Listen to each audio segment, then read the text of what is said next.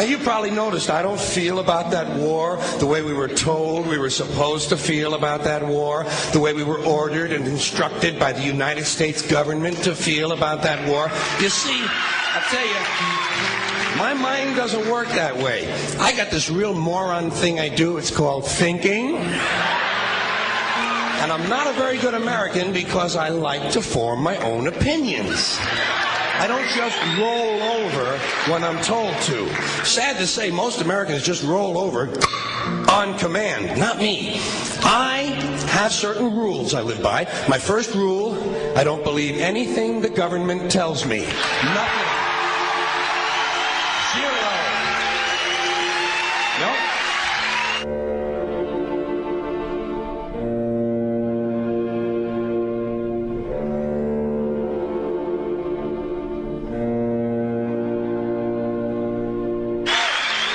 I don't take very seriously the media or the press in this country, who in the case of the Persian Gulf War were nothing more than unpaid employees of the Department of Defense, and who most of the time function as kind of an unofficial public relations agency for the United States government. So I don't listen to them. I don't really believe in my country. And I gotta tell you folks, I don't get all choked up about yellow ribbons and American flags. Now, to balance the scale, I'd like to talk about some things that bring us together. Things that point out our similarities instead of our differences. Because that's all you ever hear about in this country is our differences. That's all the media and the politicians are ever talking about, the things that separate us, things that make us different from one another. That's the way the ruling class operates in any society. They try to divide the rest of the people. They keep the lower and the middle classes fighting with each other so that they, the rich, can run off with all the fucking money.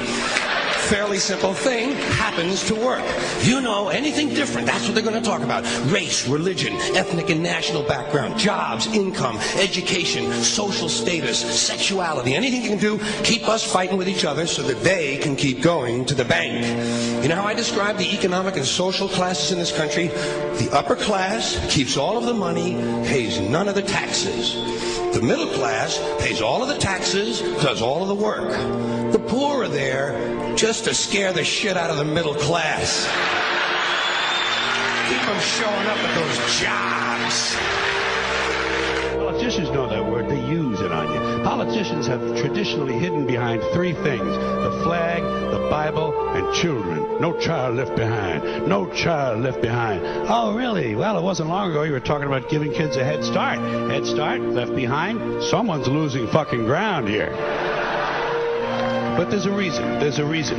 There's a reason for this. There's a reason education sucks, and it's the same reason that it will never, ever, ever be fixed. It's never going to get any better. Don't look for it. Be happy with what you got. Because the owners of this country don't want that. I'm talking about the real owners now. The big, the wealthy, the real owners, the big wealthy business interests that control things and make all the important decisions. Forget the politicians. They're irrelevant. The politicians are put there to give you the idea that you have freedom of choice. You don't. You have no choice. You have owners. They own you. They own everything. They own all the important land. They own and control the corporations. They've long since bought and paid for the Senate, the Congress, the state houses, the city halls. They got the judges in their back pockets, and they own all the big media news, all the big media companies. So they control just about all of the news and information you get to hear. They got you by the balls. They spend billions of dollars every year lobbying to get what they want. Well, we know what they want. They want more for themselves and less for everybody else. But I'll tell you what they don't want. They don't want a population of citizens capable of critical thinking. They don't want well-informed, well-educated people capable of critical thinking. They're not interested in that. That doesn't help them. That's against their interest. That's right. You know something?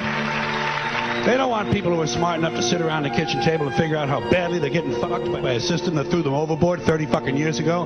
They don't want that. You know what they want? They want obedient workers.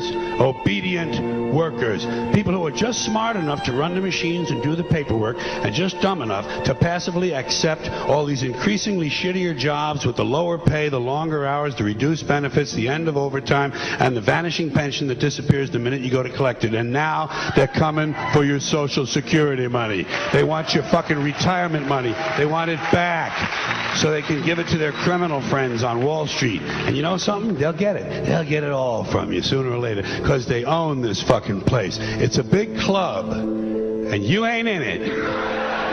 You and I are not in the big club.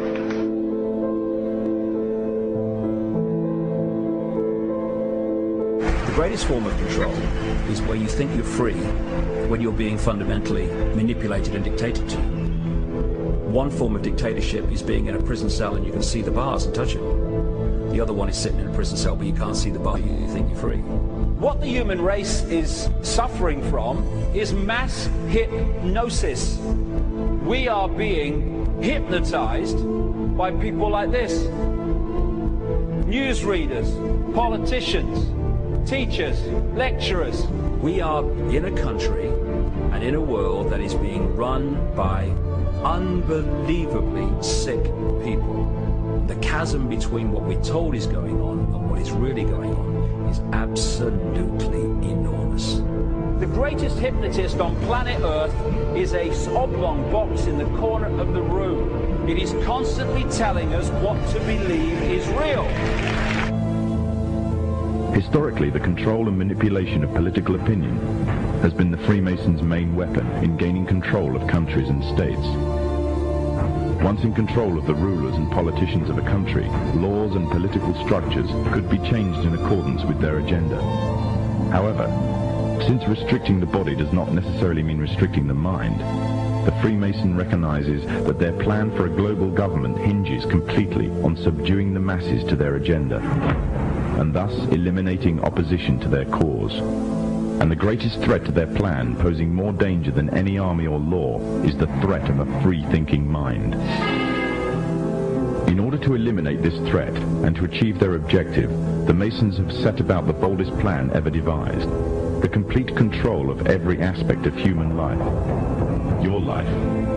And the weapons they are using against you are in your very homes, entertaining you and your children, and gradually indoctrinating you without you even realizing.